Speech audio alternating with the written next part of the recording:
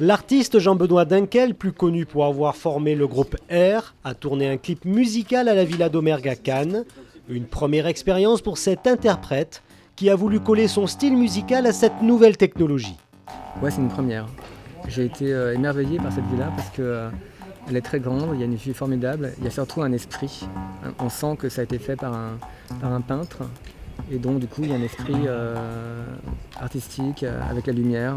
Une belle aventure pour cette jeune société qui est logée dans la pépinière d'entreprise de Cannes, dont c'est le premier clip musical en 3D et à 360 degrés. Ah oui, c'est complètement différent, ça n'a rien à voir avec une mise en scène traditionnelle, avec des caméras, puisque quand on a une mise en scène de cinéma dite traditionnelle, on peut utiliser le hors-champ, déjà pour les techniciens et pour tout un tas d'autres choses.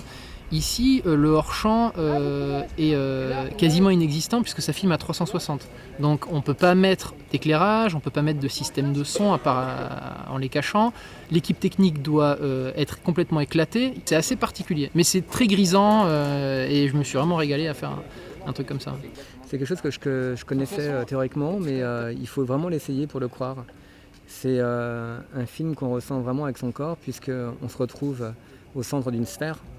Donc on a une vision totalement panoramique et je crois vraiment en cette technique pour le futur. Pour la mairie de Cannes, le pari est réussi. La pépinière d'entreprise qui accueille et héberge ces startups favorise des perspectives économiques nouvelles pour la ville et l'emploi des jeunes. On a allié French Tech, French Touch et c'est à Cannes.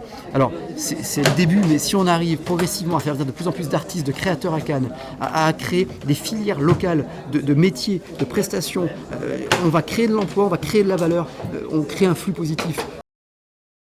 Il faudra attendre le mois d'octobre pour voir et apprécier le résultat final de ce vidéoclip qui sera une première dans le monde musical.